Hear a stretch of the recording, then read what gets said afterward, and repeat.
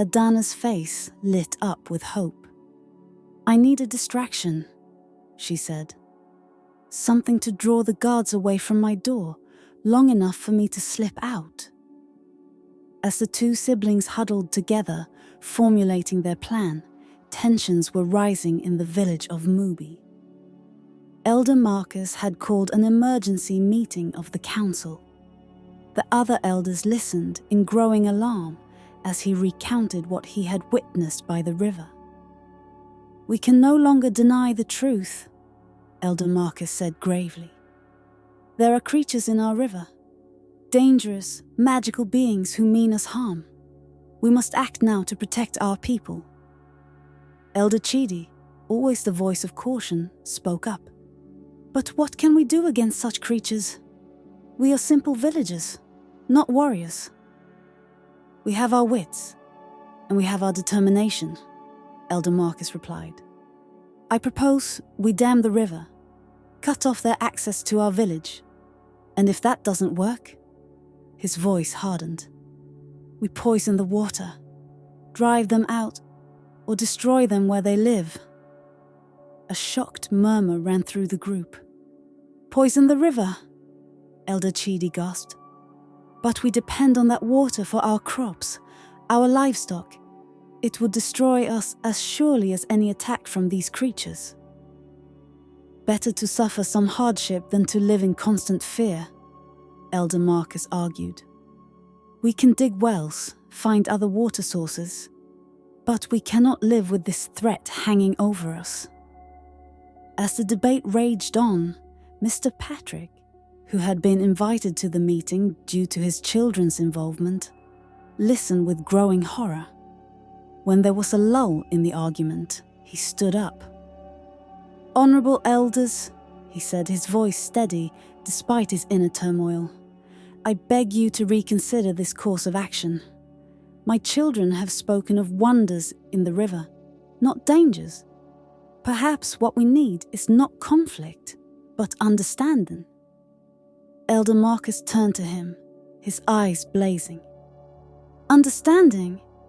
Your children have put this entire village at risk with their foolishness. They've been consorting with these creatures, keeping secrets from their own people. How do we know they haven't been bewitched or corrupted?" Mr. Patrick felt his temper rising, but before he could respond, there was a commotion outside. The door burst open, and Chioma rushed in, her face pale with fear. "The children," she gasped. "Femi and Fumi. They're gone." As the news spread through the village, causing panic and speculation, Femi and Fumi were indeed far from home. After their encounter with the messenger from the underwater kingdom, they had made a decision. If they couldn't bring Adana to the surface to speak with the elders, then they would have to go to her. Using an old canoe they had found hidden in the reeds, the twins paddled out to the deepest part of the river. The night was dark, with only a sliver of moon to light their way. "Are you sure about this?" Fumi asked, her voice barely above a whisper. "We don't even know how to reach their kingdom." Femi nodded grimly. "We have to try. It's the only way to prevent a war." As they reached the spot where they had last seen Adana, Femi took a deep breath. "I hope this works," he muttered. Then, cupping his hands around his mouth, he called out over the water. "Adana! Adana, if you can hear us, we need your help." For a long moment, there was no response. Then, just as they were about to give up hope, the water around their canoe began to churn and bubble. Suddenly, a familiar face broke the surface. But it wasn't Adana. It was her brother, Prince Dio. "You must be Femi and Fumi," he said, his eyes darting around nervously. "Adana sent me. She's in trouble, and so are you. Your village is in danger." "We know," Femi said urgently. "That's why we're here. We need to speak with your father to explain that not all humans are a threat." Dio shook his head. It's too late for that. Father has already ordered an attack on your village. And Adana, she's trying to escape the palace to warn you, if she's caught." He trailed off, unable to finish the thought. Fumi leaned forward, her face set with determination. "Then we'll have to help her. Can you take us to your kingdom?" Dio hesitated, clearly torn between his loyalty to his father and his desire to prevent a devastating war. Finally he nodded. "I can, but you'll need a way to breathe underwater. Wait here." He disappeared beneath the waves, leaving Femi and Fumi to exchange worried glances. A few minutes later, Dio resurfaced, holding two strange, glowing plants. "These are gillyweed," he explained. "They'll allow you to breathe underwater for a few hours. But I warn you, once you eat them, there's no going back until the effects wear off." Femi took one of the plants without hesitation. "If it means saving Adana and preventing a war, I'll take that risk." Fumi nodded in agreement, taking the other plant. "We're in this together, remember?" As the twins prepared to take this incredible leap into the unknown, the village of Mubi was in an uproar. Search parties were being organized, led by a frantic Mr. Patrick and Chioma. Elder Marcus, convinced that the river demons had taken the children, was rallying the villagers to arm themselves. And beneath the dark waters, King Oban was marshalling his forces, preparing to strike at the human world that had dared to threaten his kingdom. The stage was set for a confrontation that would change both worlds forever. As Femi and Fumi slipped into the water, the gillyweed taking effect and transforming their bodies to survive in the aquatic realm, they knew that the fate of both their peoples rested on their shoulders. With Dio leading the way, they swam deeper into the river, leaving the world they knew behind. Ahead lay wonders and dangers beyond their imagining, and a race against time to save not just Adana, but everyone they loved, both above and below the water's surface. As Femi and Fumi followed Prince Dio into the depths of the river, they marveled at the transformation of their bodies. The gillyweed had given them gills along their necks and webbed their fingers and toes. At first, breathing water felt strange and unnatural, but soon they adapted, moving through the liquid environment with increasing ease. The underwater world was more breathtaking than they could have imagined. Bioluminescent plants lit their way, casting an ethereal glow over schools of colorful fish and intricate coral formations. In the distance, they could see the shimmering lights of what must be the merfolk kingdom.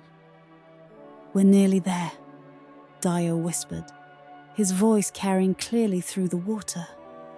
"But we must be cautious. The palace guards will be on high alert." As they approached the outskirts of the underwater city, they saw merfolk of all ages swimming about, their tails glimmering in a rainbow of colors. Many stopped to stare at the strange human visitors, whispering among themselves. Suddenly, an alarm sounded, a haunting, melodic tone that resonated through the water. "Adana must have been discovered missing," Dio said urgently. "We need to hurry." They swam faster, darting between coral buildings and through seaweed forests. As they neared the palace, they saw a commotion near one of the side entrances. There, surrounded by guards, was Adana. "Let me go!" she was shouting, struggling against her captors. "I have to warn them." Without hesitation, Femi surged forward. "Adana!" he called out. The mermaid princess turned, her eyes widening in shock and joy. "Femi! Fumi! How?" The momentary distraction was all Adana needed. With a powerful flick of her tail, she broke free from the guards and swam to her friends. Dio quickly joined them, forming a protective circle. "What is the meaning of this?" A booming voice echoed through the water. King Oban appeared, his massive blue tail propelling him forward, flanked by more guards. "Father," Adana began, but the king cut her off. "Silence! You dare bring humans into our kingdom? After everything I've told you?" His gaze fell on Femi and Fumi, who tried not to shrink under his fierce glare. Femi gathered his courage and spoke. "Your Majesty, we've come to prevent a war. There's been a misunderstanding between our peoples." "Misunderstanding?" King Oban scoffed. "The only thing I understand is that humans are a threat to our very existence." "But they're not, Father," Adana pleaded. "Femi and Fumi have kept our secret. They want peace, just as we do." As the confrontation unfolded, none of them noticed the old mermaid watching from the shadows, her eyes gleaming with ancient wisdom. Meanwhile, back in Mubi, chaos reigned. Elder Marcus had convinced enough villagers to begin work on a temporary dam, while others prepared noxious mixtures to pour into the river. Mr. Patrick and Chioma, along with a group of level-headed villagers, were trying to reason with them. "Think about what you're doing," Mr. Patrick shouted. "This river is our lifeblood. Poisoning it will destroy us all." Elder Marcus turned on him, his eyes wild. "And what would you have us do? Wait for these river demons to come and snatch all our children?" Just then, Elder Chidi, who had been quietly observing, stepped forward. "Wait," he said, his voice cutting through the clamour. "Look at the river." Everyone turned. The surface of the water was beginning to glow with an otherworldly light. Slowly, incredibly, a figure began to rise from the depths. It was the old mermaid who had been watching the confrontation in the underwater kingdom. As she fully emerged, hovering above the water's surface, the villagers gasped in awe and fear. Her long silver hair floated around her as if she was still underwater, and her eyes held the wisdom of centuries. "People of land and sea," her voice rang out, somehow understood by all despite the language barrier. "I am the River Mother, guardian of these waters since time immemorial. I have watched your two peoples grow, love, and fight for generations. And now, I say, enough." With a wave of her hand, an image appeared above the river. A vision of the confrontation occurring below, with Femi, Fumi, Adana, and Dio facing King Oban. "Behold," the River Mother continued, "the courage of youth. These children from both your worlds are willing to risk everything for peace. Are you, their elders, their protectors, willing to do less?" The image shifted, showing scenes from both human and merfolk history. Times of conflict, but also moments of joy, love, and cooperation. "You are not so different, land and sea dwellers. You all love, fear, hope, and dream. The river does not choose sides. It nourishes all equally. Can you not do the same?" Her words seemed to hang in the air, filled with power and truth. Both above and below the water, people found themselves reconsidering their positions. In the underwater palace, King Oban's stern expression softened as he looked at his children and the human twins, seeing not enemies, but brave young people fighting for what they believed in. On the riverbank, Elder Marcus lowered the flask of poison he had been holding, shame crossing his face. The River Mother spoke again, her voice gentle but firm. "The choice is yours. Continue down this path of fear and hatred, and you will destroy not only each other, but the very world you call home. Or choose understanding, choose cooperation, choose love. The river has sustained you both for centuries. Together you could create wonders beyond imagining. With those words, she began to sink back into the river.